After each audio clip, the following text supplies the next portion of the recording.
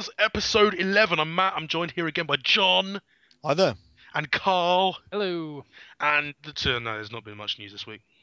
I was all about. No, I mean, I was going to get psyched up, but there really hasn't been that much news. we're getting close to Christmas. I mean, now everyone's playing games, reviewing games, watching trailers about games. Like, I don't even know why we're here. Like, we could be playing Halo 4 right now.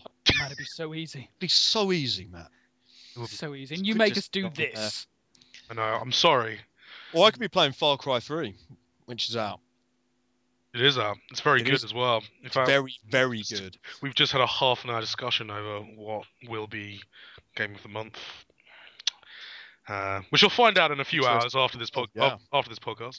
But yes, yeah, there's been the smatterings of some news. One that almost made me cry, which is that the Oculus Rift dev kits have been pushed back to March. Boo! Yeah. But do you know what? Like, if it makes it even more awesome, that's fine.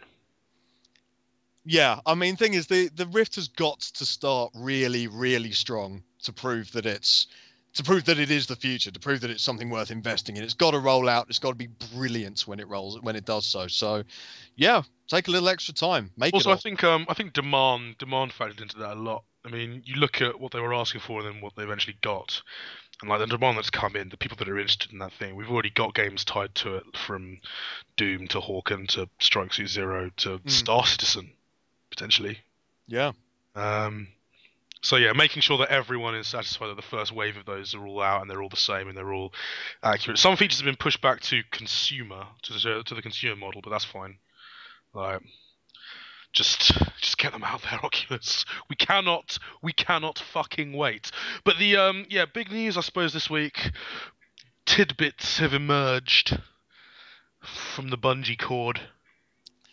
Yeah, they're finally we sort of might have a handle on what Destiny actually is. It's really social, apparently.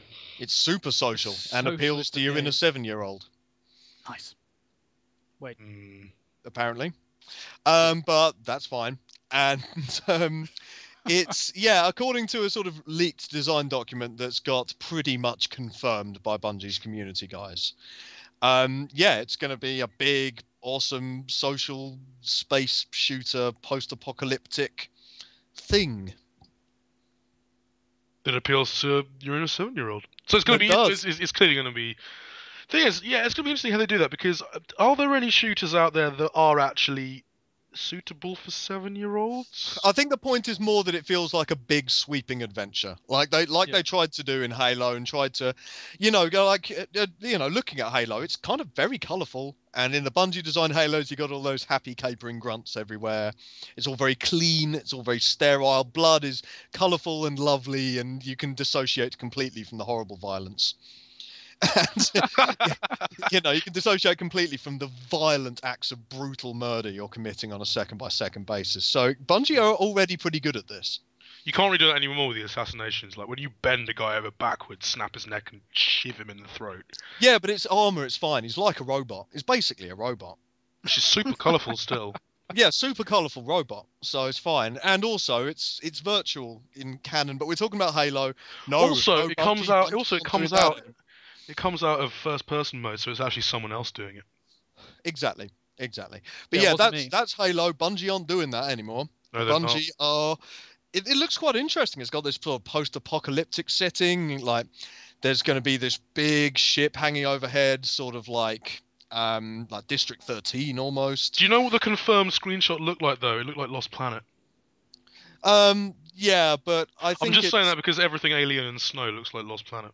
Or like Hoth. It looks a bit more like Hoth to me. Or like Dead Space 3. Yeah. But social and like not a horror game probably. But yeah, it's too early to make any sort of judgment call on anything, because as Bungie said, like they've confirmed that it's true, but they said we weren't quite ready, so enjoy what's out there, but we're going to bring out an announcement soon, and it's going to blow your minds when we do. And yeah, we hope it does. I mean, Bungie are great, and they're an example of a happy studio that likes making good games. So yeah, can't wait to see what actually comes out of this. Happy times are always good. Like we like happy developers. Happy developers For make sure, happy games. developers make good games. It's a pretty simple rule, but it's always true. Mm. So yeah, hopefully they're still happy. And Activision are known for being a most excellent and happy person to work with and foster wonderful, happy working environments. So yeah, at least they're only doing the publishing bit, so that's fine. Yeah, I mean this is gonna be Bungie's baby. Like they're totally not gonna interfere. No, they can't. They're just doing distribution basically and publishing. So yeah, it's going to have this sort of deep and tangible, relatable universe. They want to try and create their own Star Wars sort of vibe, which is kind of quite interesting because basically the screenshots all look like Hoth.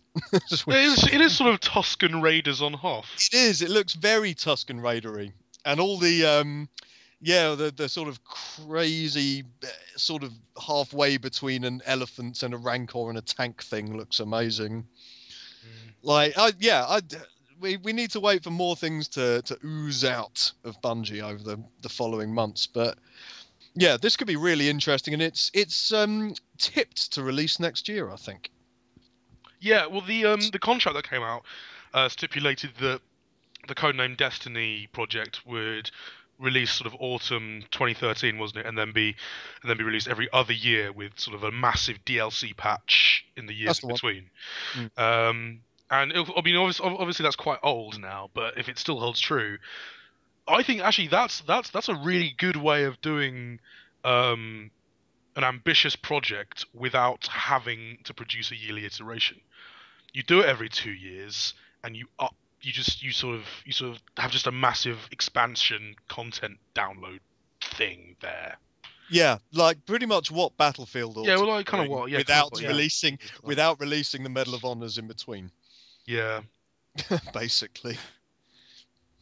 Yeah. Yeah. Yeah, could have done without Medal of Honor, frankly. Yeah. Well, yeah, Warfighter should have just been a Fireteam expansion for Battlefield 3, lumped in with Aftermath. Jobs are good. Yeah. Yep. Done. Basically, just add Fireteams as a game mode. Done. But yeah. Speaking of new things coming from studios, Rare this week had a few job listings pointing towards, I quote, a draw. No, that's not a quote at all. That's you draw. You draw. No, never no. you draw. Never you draw. Sorry, a jaw-dropping Kinect project. Do you think it's actually literally that it's based around mouth movements?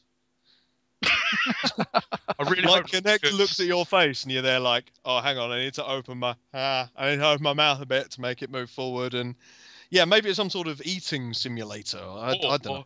Or again, going back to my Conquer idea, it's something disgusting.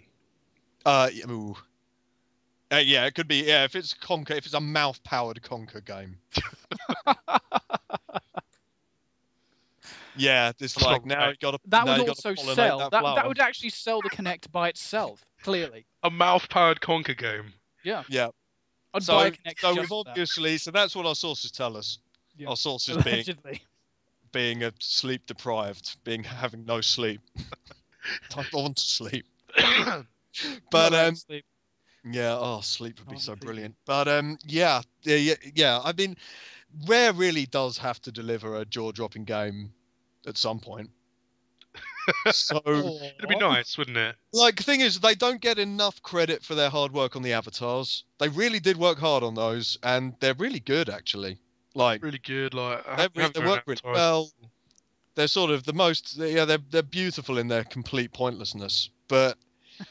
Yeah, they need to. Their Kinect games have been good. They've been solid, but they've kind of lacked character, which is odd for a Rare game.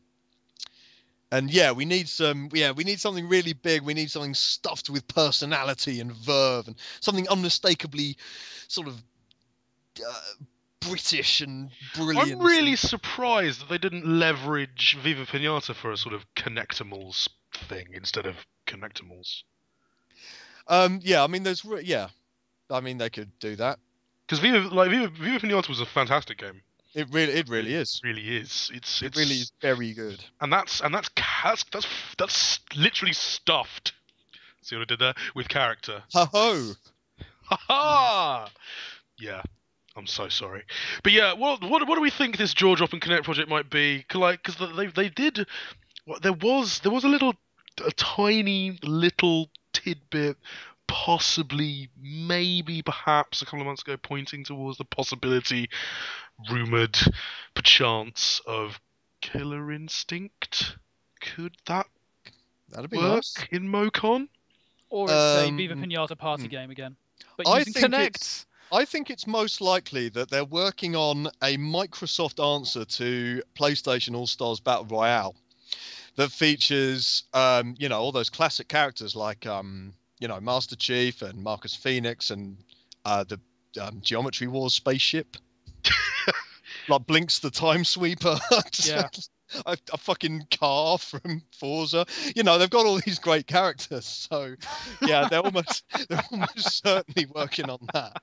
Well, depending on how you play Mass Effect, I suppose Rex might be a Microsoft.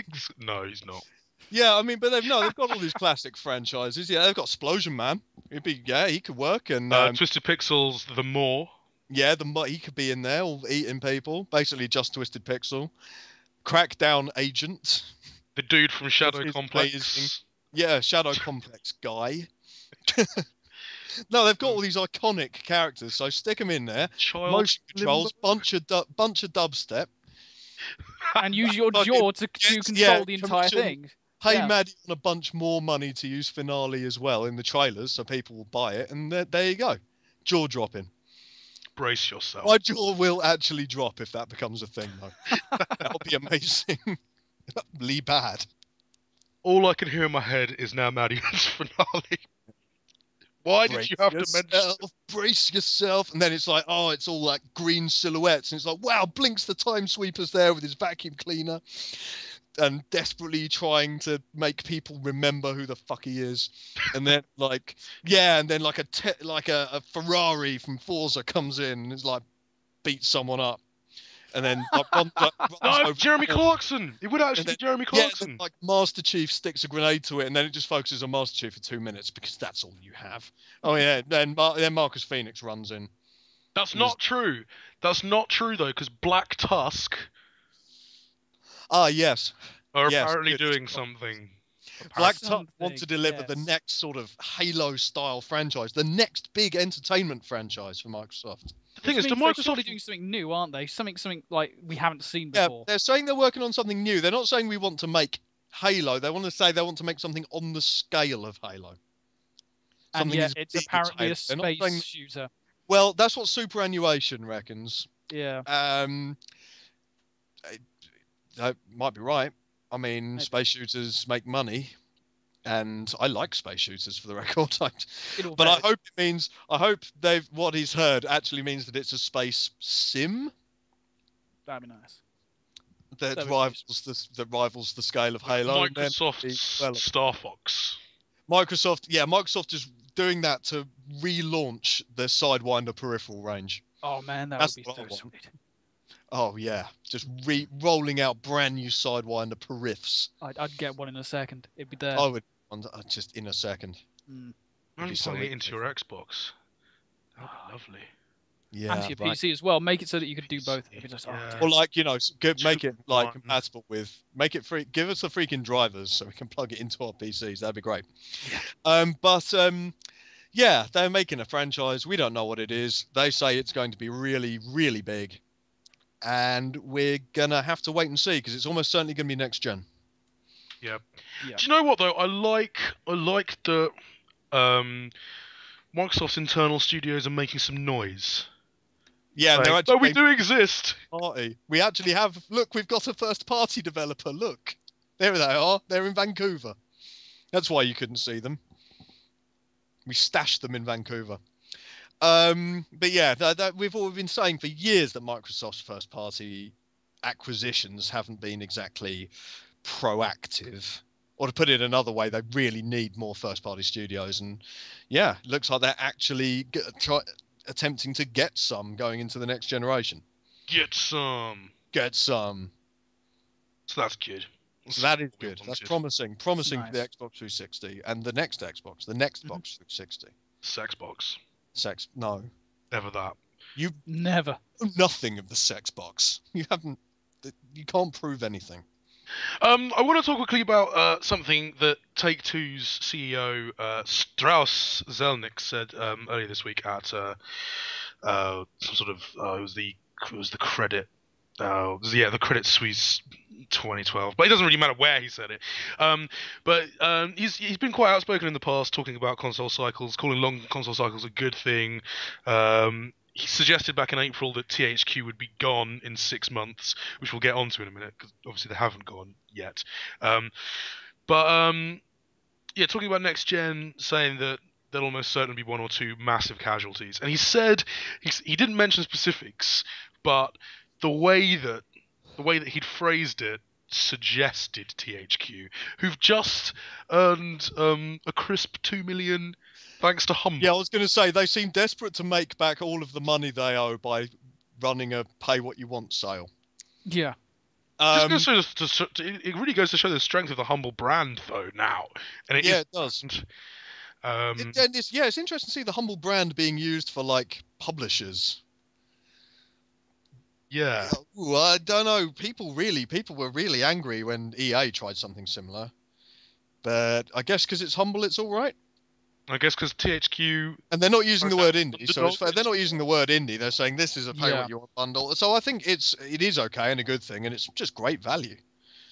It's exceptional value for what you're getting. Absolutely. And shows how unbelievably desperate they must be. Yeah, that's the other thing. It's kind of almost people are showing pity on them. It's kind of embarrassing. Like, I feel really bad for them. Yeah, because I paid something like $6 for them. They have much more money than I have, and contribute a lot more to society than I do. But even so, they must be feeling the squeeze a little bit. Especially since they've got, 6 weeks to sort everything before their creditors start knocking down their door? Well, they've managed to get something like 2 million from just the initial few hours. That'll help. Allegedly. Pathetically. But, yeah, it's crazy. Like I was just saying that, like, I spent $6 on that entire thing and gave $1 to charity, $1 to Humble Bundle, and then gave the rest to THQ. Because I feel so sorry for you. Yeah, fair enough, mate. If you can spare them another 48,900,000. Nah, I'm good. 999,000. I just don't have the money to spare, John. I just do not have the money to spare. I just don't have to spare. By the way, I spent a load on Star Citizen. Did I tell you? Yeah, you spent about 50 million on Star Citizen, mate. Yeah. You give that to THQ, you'd have bailed them out. No. Because Carl's the world's strongest millionaire. Woo! Hypothetically. Allegedly. Ladies. If I had all the money, I would have built my own peripheral, like the new Sidewinder. If I was a rich man. Kickstart that shit, boy. Yeah, right. The Dealspone joystick. We could do that. We could totally do that. Actually, no, the Dealspone joystick sounds something. Yeah, the DP joystick. No. It's got weird now. It's got a bit weird. I want to go back, just going back to THQ. Like we said, it's almost embarrassing. But seeing a large, recognizable publisher take this route, whether it's for it is for necessity. Really. It's a fire sale, pure and simple. But pay what you want's a very interesting payment model that's made people money. Agreed. And it's interesting. It's interesting for whatever reason THQ have gotten involved with a Humble Bundle. It's interesting to see it pan out. It'll be interesting to see just how much they recoup from this, and if further publishers go down this route in the future. Not UEA, never UEA.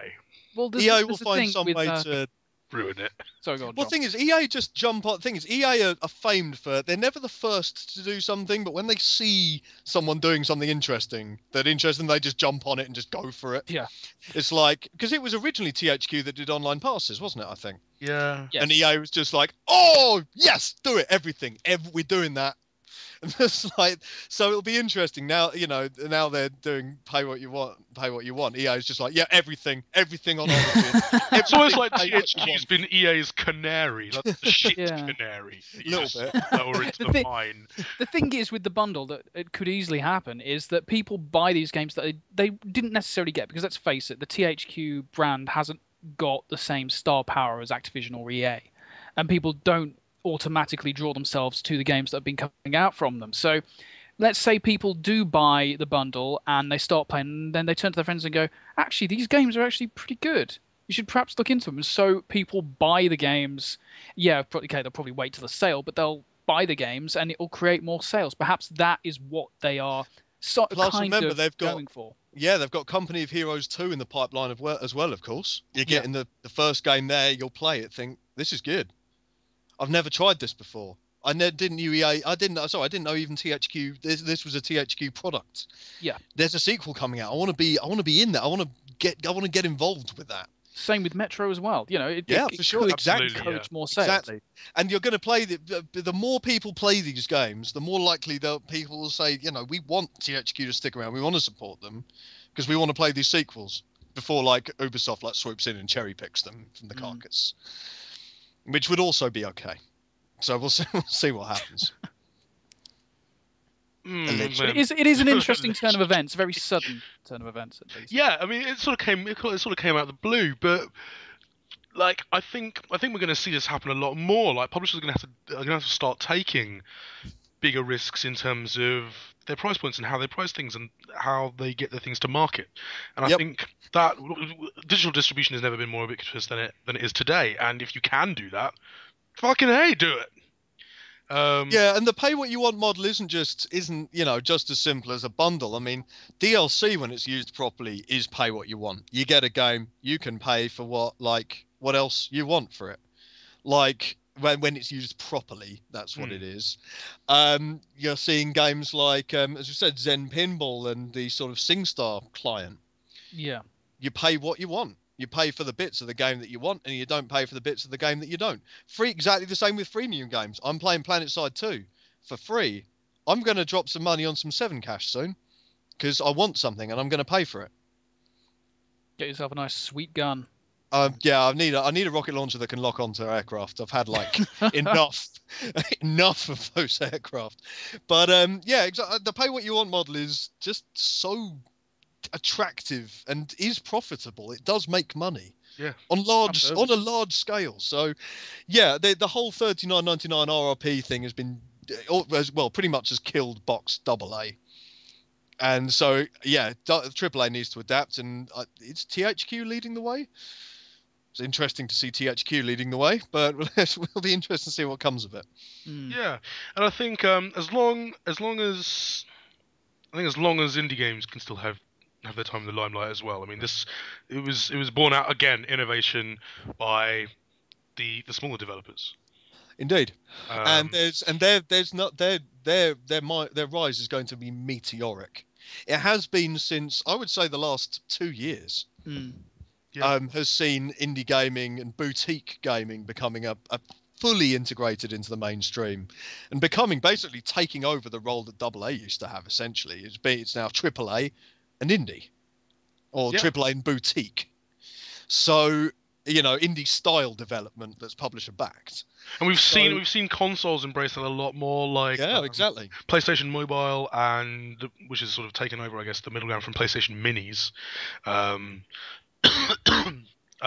We've seen Xbox Live Indie, which still needs more promotion from Microsoft. That'd be nice, but more and more platforms, more and more ways of getting your game out there, no matter what size you are, and that's only going to increase and only going to extend and be developed in the future is really exciting. And it also makes our jobs harder in a fantastic way, because there's so much. I was talking about this yesterday with a few people. There's just been so much goodness to play this year, both on the beaten track and off of it, especially off of it. It's going to make those Game of the Year lists very, very interesting and distressingly difficult to choose later on. I think there are a couple of standout choices for me, maybe at this stage. Perhaps if I can do an indie game of the year. But then what is an indie game? Oh God, no! You're totally right. You're totally right. Yeah. But yeah, that's a conversation for another day. Thank you very much for listening. We'll catch you tomorrow for the Pwnecast. And until then, bye-bye. Bye-bye. Bye.